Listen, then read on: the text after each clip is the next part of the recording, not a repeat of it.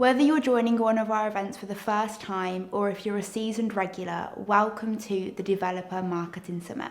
We have an incredible selection of innovative content lined up for you today, but before we dive in, I just want to say a huge thank you to our sponsors, speakers, and you, our lovely audience, for joining us. From wherever in the world you are watching, we're sure you'll enjoy today's talks. To get the most out of these sessions, please make sure you're sharing your feedback and asking your questions in the comment section for our speakers to answer. Each of today's sessions recordings will be uploaded into our on-demand content library, which you can access with a PMA Pro membership or Access All Areas Pass. We are also really excited to announce the launch of the Developer Marketing Alliance becoming its very own community. You can now join our Slack channel to connect with peers, get access to fresh content, and discover new opportunities. So with all of this to look forward to, let's get started.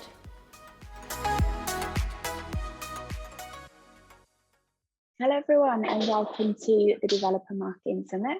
I'm really excited to have you all here, and we're kicking it off with our first live session. So don't forget to leave your questions in the comments section. So please welcome our first speaker. She's Liz Moy, the developer evangelist from Twilio. Thanks so much, Beth.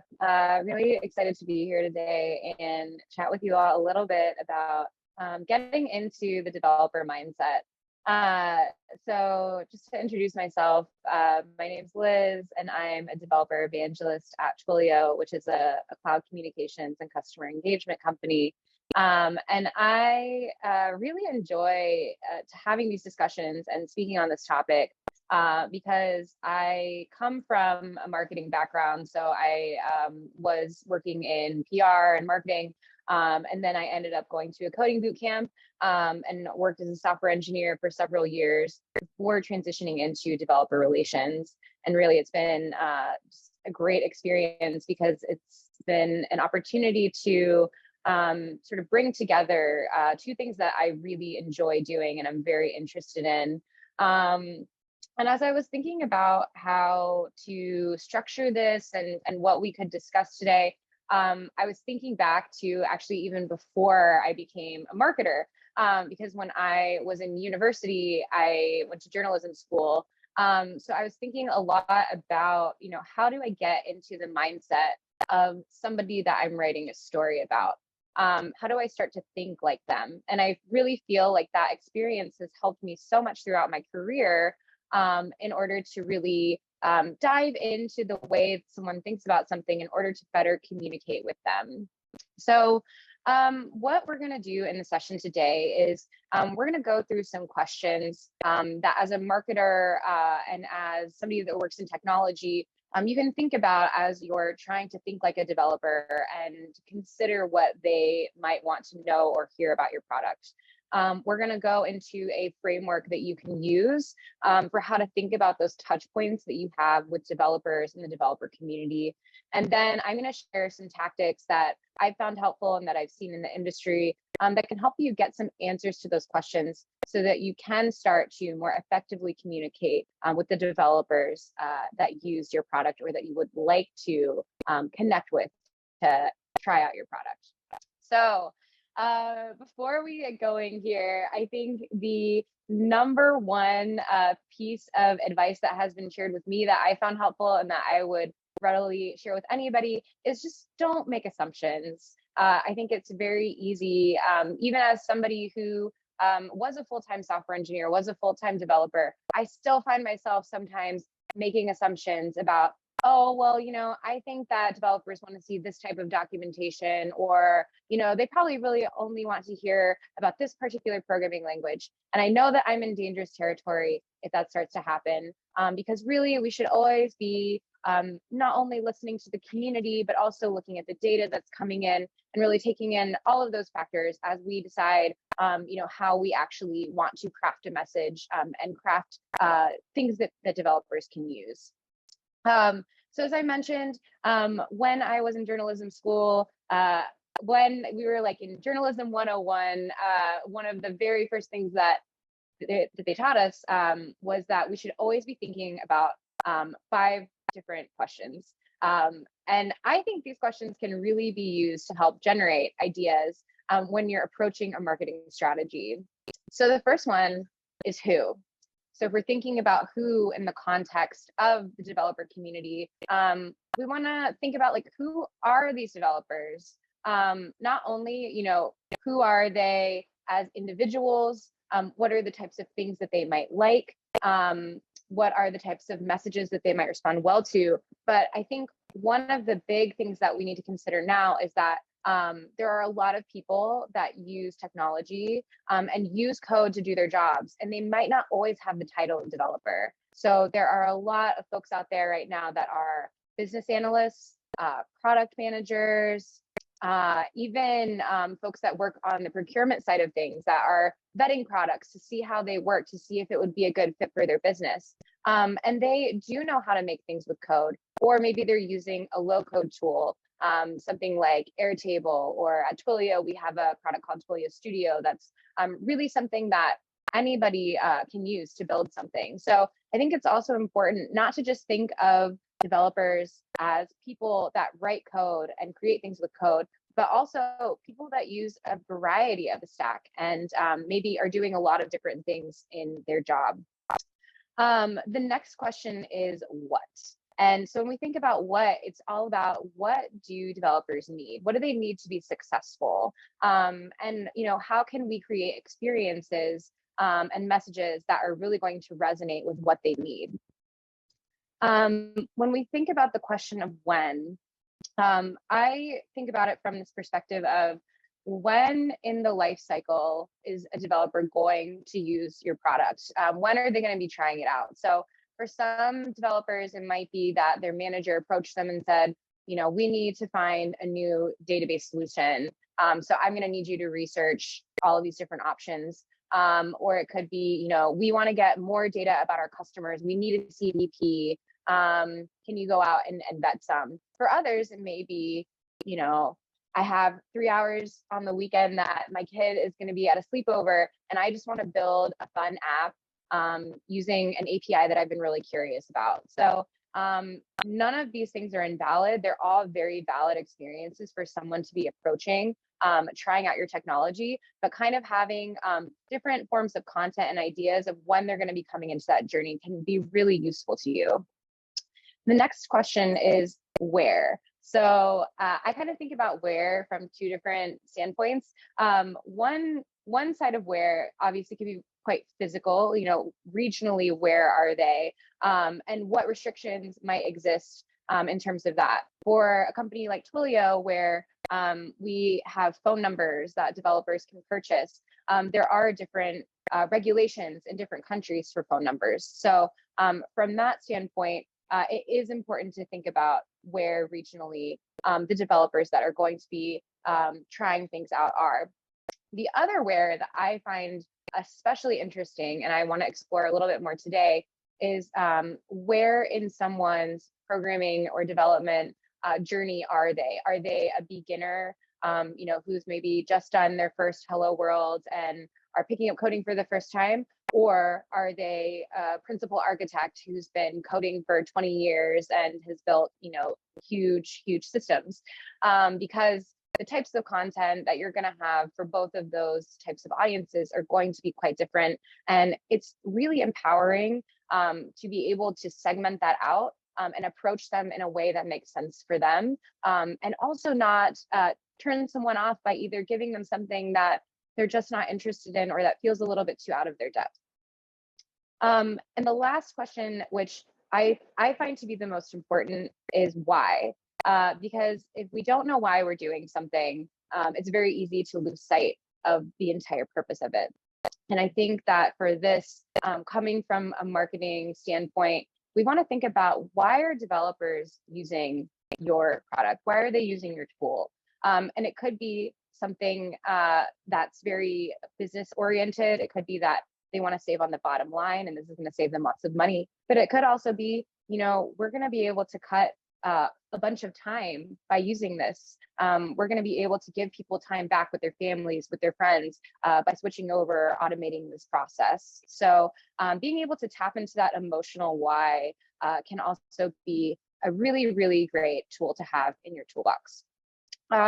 So the framework that I think is helpful to consider as you're thinking about how you want to structure your developer marketing strategy, there's outbound and there's inbound. So when we think of an outbound strategy, we're thinking of things like research. So this could be research that you conduct yourself or research that you find elsewhere about what the developer community is focusing on. What are the trends? What are the technologies? What are the programming languages that developers are using most frequently in the upcoming year or at the current time? There's also evangelism, which I feel very comfortable speaking toward because that is what I do day to day. But I definitely think of evangelism as an outbound motion because it is going out into the developer communities, whether that is going to a conference or a meetup, or even into a customer company or a potential customer company in order to meet developers where they are and tell them more about your product and enable them to get started with it. I also think of sales as an outbound motion here because sales has such a direct line into customers if your organization is at a certain scale. And so that actually can be an area that your teams can rely on to get an idea of what developers need and what they're doing. In terms of inbound, outside factors that are coming in, outside data that's coming into you, we can think of advocacy, content, and community. So advocacy and evangelism, I think sometimes are very interchangeable. The way that we think about it at Twilio, and in a way that I think makes sense, is that you're taking all of the feedback and insight from the developer community and you're bringing that back into the organization. And then you're advocating for those developers by saying, hey, we need to have a better command line interface, or we really need more documentation around this particular product. And then there's also content, which is huge. We all are familiar, I'm sure, with all sorts of content, whether it's a podcast or a blog or videos, of course. So, or even something like this that we're doing, right? Like some sort of conference that you're hosting. So content is a huge piece. And I have some thoughts that I've gathered from time at Twilio and just looking out in the industry that I'm excited to share with you that hopefully will be helpful as you're thinking about crafting a content strategy. And then the last piece of inbound is community. And community can look a lot of different ways. It can be a Discord server or a Slack channel, right? Like it can be a place where developers can just come and connect with each other. It could be a forum, or even the way that you monitor those different forums that exist, like Stack Overflow or Hacker News. So community can be very much something that you host yourselves or a community that you tap into. But really giving developers a place where they can share their feedback honestly, and you can take that and use that for your own insights is an incredibly powerful motion. So now I'm going to dive a bit more into the actual tactics that you can use from each of these questions as you're going through and thinking about, how do I want to connect with these developers? So the first one that we're going to talk about is who. So the strategy that I tie closest to who would really be the research piece. So I love surveys. I love sending out surveys before I host a hackathon or an event to find out about what developers want to use, like what products they want to use, what programming languages they want to use. We use NPS as a metric, which is Net Promoter Score, after the fact. So we ask people, on a scale of 1 to 10, how likely would you be to recommend this to a friend or colleague? So it's a pretty common marketing metric that's used. So I think it's great to have that, but I also like to dig more into the qualitative feedback, and I think there's a lot that can be gleaned from that. So surveys are a really fast and easy way to just get a pulse on the developer community. Another thing that is can be a really useful tool is to actually put together a CRM of your developer community. So if you can start gathering data about your developers at meetups, conferences, hackathons, and then you're able to contact them after the fact, that can be a really great way to just send out a little, hey, like take this survey and we'll send you some swag type of thing, so that you can actually get feedback from the community themselves on what it is that they want to see. The other thing is that I think can be really powerful, especially if you're in an organization that maybe is a startup, is smaller, and may not have like a full-fledged developer marketing organization or developer relations organization, is just finding a developer or a software engineer that knows your product really well, somebody that's actually building the product themselves, and asking them, like, how are things going for you? Like, what are you working on? What are you interested in? What are you noticing in the community?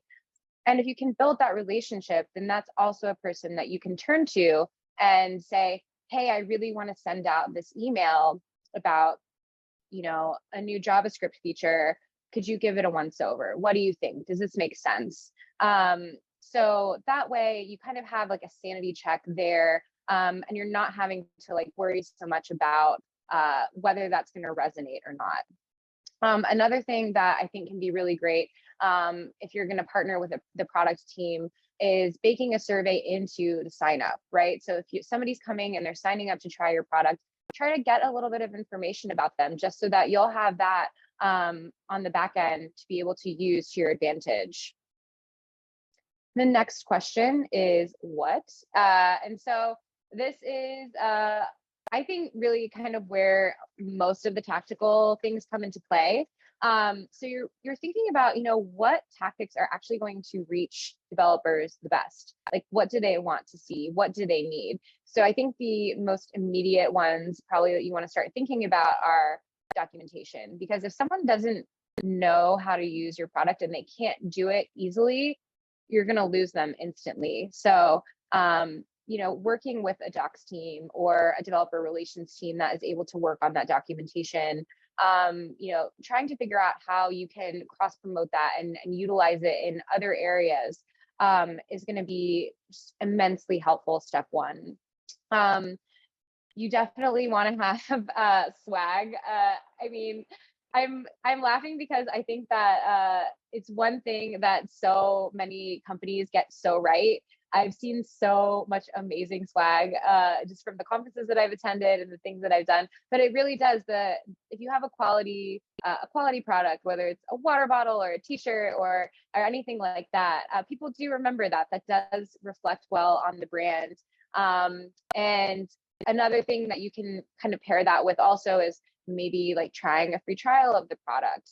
But really just thinking about like, what can I give to this developer that is going to make their lives easier? A big tactic that my particular team focuses on is we throw hackathons for customer companies. And it's a really great opportunity for the developers at those companies to get their hands on the APIs, build out a prototype, and actually see what it's like to try it out.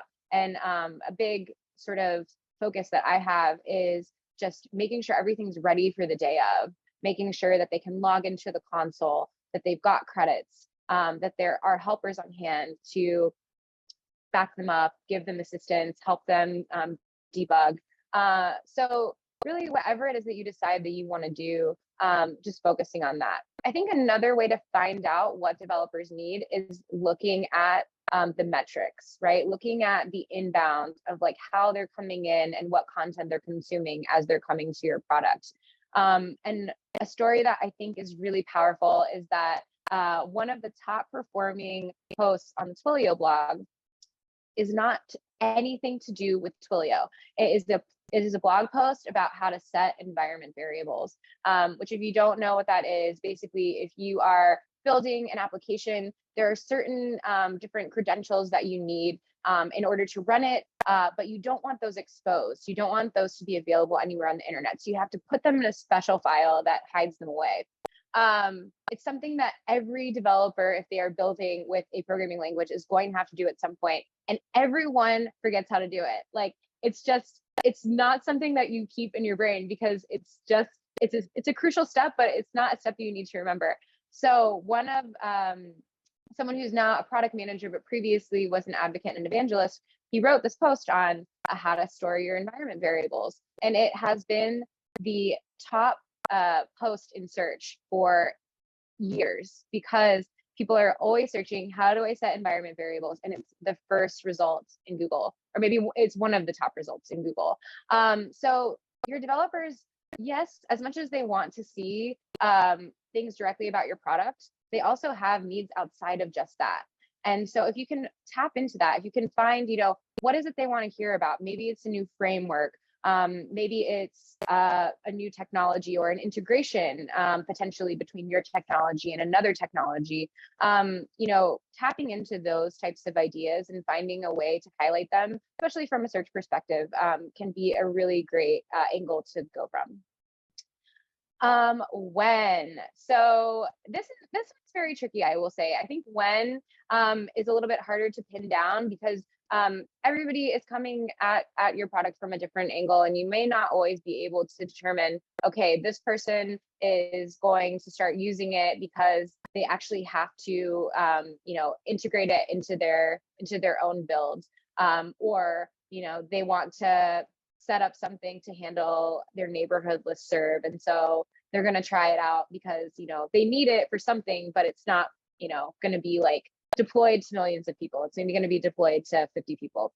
But I think this is a great time to tap into developer evangelists, and also sales or solutions engineers that you may have in your organization. So the reason why I would suggest collaborating with these folks, or maybe tapping into their insights, is because they are the ones that are actually meeting the developers day in and day out, and actually seeing the use cases and the business challenges of what they're using your product for.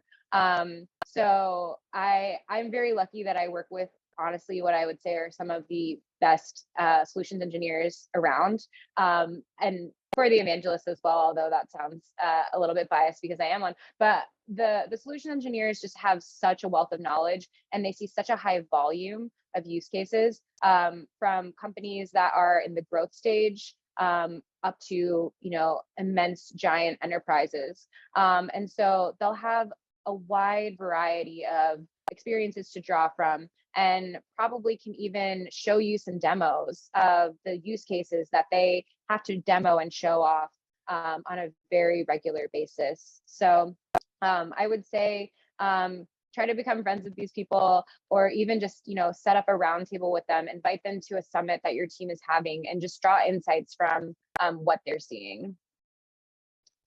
Where? I love the where question. I really love this one because I do think there is so much insight in this one. And I very recently was speaking with someone who was talking about how it can be so challenging sometimes because we're really lucky to live in a time when we have people that have been working in technology and coding for decades. And then we have people that, have just opened a code editor for the first time and are like taking a step toward this new career. And I've definitely been in their shoes, right? I've been that person that just needs to figure out like how to run a command in the terminal. And then I've worked with, folks that are much further along in their career, where if they were to open up, some documentation on how to do something pretty basic, they would, not need it. They might click away because they're just not gonna respond to it. So I think being really intentional about how you're approaching developers, trying to get some perspective on, is this an initiative? Is this a campaign that's geared more toward a coding newbie, someone that's, in their first year of coding, is an apprentice or a junior developer? Or are we going to run a campaign where we really want this to be, are you a software architect? Do you need to know how to scale this particular build to millions of people? Because both can be very effective, and it's so dependent also on your product and on what you're trying to do. But I think just going into that and being aware of it, because that is where you will lose developers. If you give a developer who's new something that's too hard, they're going to feel like, this isn't for me, I can't do it. And if you give a developer that needs something a bit more challenging, something that's not really going to give them what they're looking for, then you're also going to lose them. So in order to retain their attention, I think taking some time to consider this can be really helpful. And then the last one, why? So, why I think is really about listening. Why is about tapping into the community. And that can look like attending a meetup, maybe listening to the things that the developers are sharing there, talking to people that run the community initiatives. Maybe they look at the forums, or they go through Reddit or Stack Overflow or Hacker News, seeing what's coming up, like how are people mentioning your product? What are they talking about? Consider developers that do have some feedback that maybe is less than desirable, and take that to heart, and really think about, is this something that maybe we need to escalate up the chain? If your organization does have an advocacy group, then they're likely already doing that type of work, but that's a really great way to partner with them, and to also make the developers feel heard and like you are paying attention to what they need. I think if you do have developer advocates, definitely rely on them, because they are going to be very close to that developer community. They're going to be super tapped in to what they need. They're going to be very familiar with any sort of developer tooling that you have, whether that's a command line interface, or SDKs or libraries. So if they say that a developer wants to see something, you can take it on trust because they will know. So just to recap what we've talked about, we've gone over the who, the what, the when, the where, and the why of how you want to approach a developer. There are the outbound strategies of the ways that we reach out to the developers. And these types of teams are the ones that you're going to want to reach out to when you want to have an idea of what they're seeing in the developer community, what they're noticing developers doing already. And then for influencing what comes in, advocacy, content, and community are where you're really going to want to put your focus in order to figure out, what can we be doing internally to give developers what they're looking for and connect with them. And I just want to close with this quote from Seth Godin, who he said, "You can listen to what people say, but you'll be far more effective if you listen to what people do." So I think if you take that time to really pay attention to what developers are doing and act accordingly, you're going to have a marketing strategy that is going to feel relevant to developers and are going to make them want to use your product. So thank you all so much for your time today. Thanks for being here. If you have any questions, please feel free to reach out to me on Twitter. I'm at ecmoy. I'll also drop my email. It's lmoy@twilio.com in the chat. And I think we may have a little bit of time for questions. So if you have any questions, would love to provide any sort of help there where I can. Elias, thank you so much. That was great. Yeah, we've got a couple of questions for you, so I'll go through those now. I've got a couple of minutes. So first one is, what's one way to make sure you're reaching developers from non-traditional backgrounds? That's a great question. And as someone who comes from a non-traditional background and also loves low-code tools and serverless tools, I'm super passionate about this. I think just finding ways to make building accessible to everybody is something that will set your strategy apart.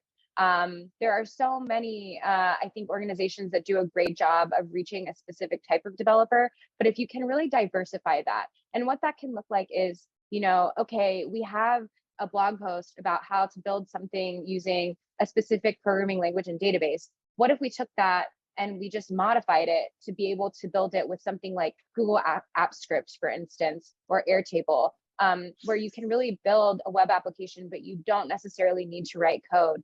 And there will be somebody out there, I guarantee, who will be able to use that and come back to you and say, I was able to make something way easier for my team by using this. And then that way you're just spreading the usage of your product and really letting it apply to many different audiences.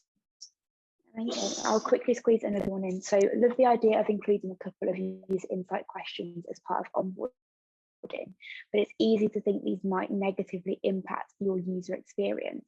How many / what kind of questions would you recommend including? Yeah, that's a great question. And I totally hear you. You don't want to lose people or make them feel like, oh, I'm giving away all this data about myself just to access your product. So I think some really simple ones, it depends on kind of like what you're hoping to get out of it. But I think finding out what programming language they're using, and if they are what they're coming to build. So if you have a product for like, I'll just use Twilio as an example because it's top of mind. But for instance, like a lot of people will come to build with like WhatsApp or SMS. So they'll come to build a chatbot, or they might come to build an interactive voice response, like an IVR where you press 1 for sales, 2 for marketing type of thing. So just throwing a couple of use cases in there, because then that way you can see like what are people coming to build, and maybe you tie that back to the campaigns you're running and you say, oh, this campaign's for SMS and WhatsApp. It's going great, but IVRs, no one's coming to build an IVR. Do we need to put more of our focus on amping that up a little bit? What can we do? So I say keep it really simple, maybe just 1 or 2 questions, just to give you a little bit more color about the types of people that are coming into the sign up flow. Amazing. Thank you so much. And yeah, really, really appreciate it. The talk was amazing. And yeah, if you want to connect with us, she can put our details in the comment section. But yeah, apart from that, thank you so much. Yeah, thanks so much. Thanks for having me. And everybody have a great rest of the conference. And you.